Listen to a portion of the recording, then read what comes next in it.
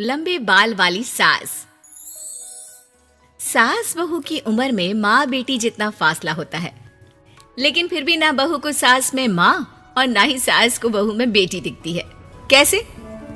ओहो, ये बाल भी ना संभाले नहीं संभलते, इतने लंबे और काले। देखने वाले तो कहते हैं कि बहू सास और सास बहू लगती है। कौन है ये लोग माँ जी? मुझे तो नहीं दिखते जो सास को बहू समझ रहे हैं। अरे चल छोड़ ना, जा चाय लेकर आ जा और किचन में मेहंदी भिगा देना। और हाँ, दोपहर को पार्लर वाली आ रही है मेरे हेयर स्पा के लिए, तो जरा गर्म पानी तैयार करके भाप की तैयारी भी कर देना। बहू खुद के बाल देखती है जो सूखे, बेजान और बेतरीके से बंधे होते हैं। बहू किचन की तरफ जाती है। यहाँ खुद के बालों को संभालने का टाइम नहीं है, ना ही पैसा। लेकिन सास के बालों पर इन्वेस्टमेंट देखकर हैरानी ही होती है मुझे तो। दोपहर को पार्लर वाली सास के बालों को देखकर बोल पड़ती है, ओहो, ये कैसे बाल कर लिए आपने? 2 हफ्ते से मुझे बुलाया नहीं ना, तभी। अरे वो बहू के कारण। मेरे कारण? मैंने कब मना किया था आपको किसी चीज के लिए? अब तू ही मायके चली गई थी ना। अब मैं घर का खाना बनाऊं या फिर बालों की केयर करूं? तू जाकर पानी लेकर आ। इस बार मैं जो मसाज करूंगी ना, थोड़ा महंगा है, लेकिन अरे महंगी की चिंता ना कर, बस ये जो डिम्पल कपाड़िया जैसे बाल है वो शबाना आजमी जैसे ना हो जाए, इसका ख्याल रख। अब क्या था, सास के बाल पर जो बजट था वो घर के किचन के बजट जितना ही था, लेकिन बहू बेचारी करती क्या, बहू जो ठहरी। एक बार सास बहू मॉल में घूमने जाते हैं। माँ जी, एक ड्रेस लेना है, चलिए ना जरा डिजाइनर शॉप तक। हाँ चलो, वैसे भी बाल गीले हैं, थोड़ा बाहर घूमूंगी तो हवा से सूख जाएंगे। सास बहू दोनों मॉल में घूम रही होती है। सासू माँ, वो रहा मेरा स्टोर। अरे रुक, क्या है ये? जावेद हबीब। अरे चल तो जरा देखे तो। हाँ चल देना माँ जी, बस एक ड्रेस ले लो।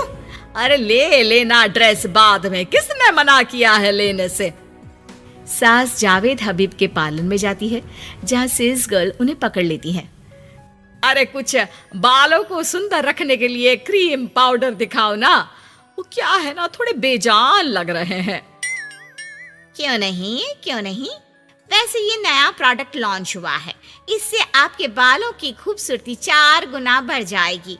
इसे लगाने के बाद ना आपको हेयर स्पा करने की जरूरत पड़ेगी और ना ही किसी महंगे शैम्पू की। बस ये लगाइए और पूरे मोहल्ले में बाल चमकाइए, लहराइए और इतराइए। अरे वाह, कितने का है? इतना सस्ता कि आपको हंसी आ जाएगी। तो एक काम करते हैं ना, पहले हम हंसी लेते हैं, क्यों? ये जरूर आपकी बहू होगी, है ना?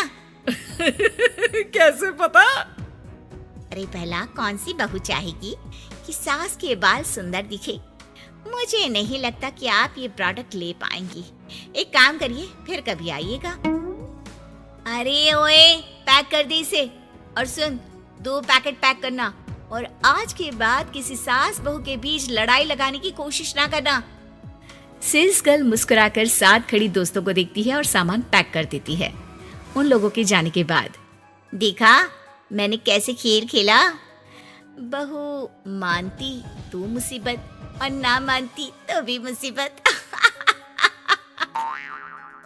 वहीं सामान लेकर सास भी खुश बाहर निकलकर बहू से कहती है, अरे वाह बहू, अब देखना मेरे बाल ना और ज्यादा सुंदर हो जाएंगे।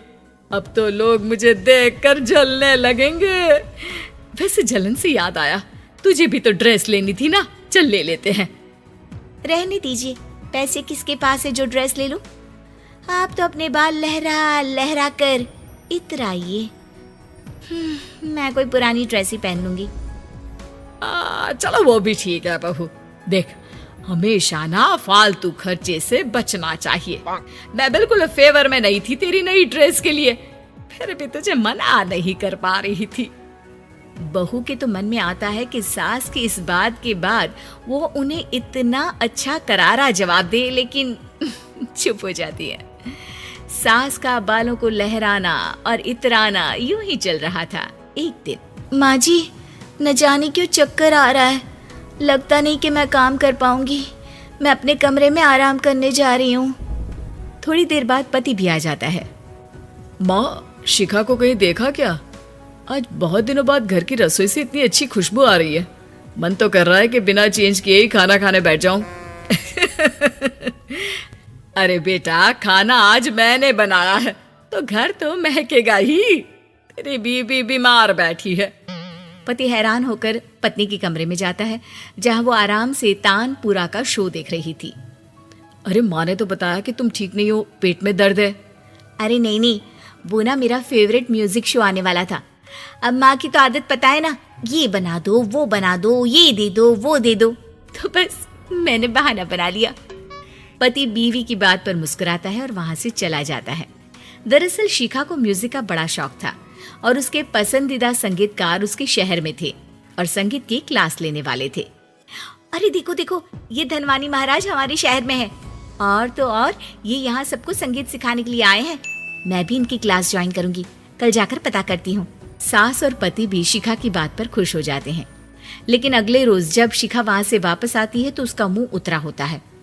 अरे क्या हो गया? तेरी शक्ल देखकर क्या उन लोगों ने तुझे लेने से मना कर दिया?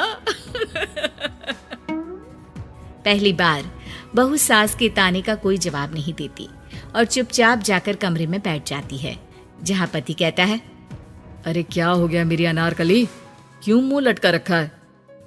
अरे कुछ नहीं, बस ऐसे ही। सास कमरे के बाहर जाकर खड़ी हो जाती है। अरे मुझे तो बताओ, क्या हो गया? शिखा रोने लगती है और रोते रोते बताती है कि वो लोग 1 लाख रुपए में कोर्स करा रहे, मैं इतने पैसे कहाँ से लाऊं? पति भी चुप हो जाता है, क्योंकि वो जानता है कि इतने पैसे का तो वो भी इंतजाम नहीं कर पाएगा। देखिए ना, कैसे अपनी कला को बेच रहे हैं, लेकिन गलत भी क्या है, नामी गिरामी है। अरे कोई बात नहीं शिखा, मैं कोशिश करता हूँ किसी से उधार लेने की। जब कोर्स करके तुम खुद की क्लास खोलना, उससे जो पैसे आएंगे उससे फीस भर देना। पति कई लोगों से बात करता है, लेकिन उसे कहीं से पैसे नहीं मिलते। शाम को मुंह लटकाकर पति घर आता है। मैंने काफी कोशिश की, लेकिन कहीं इंतजाम नहीं हुआ।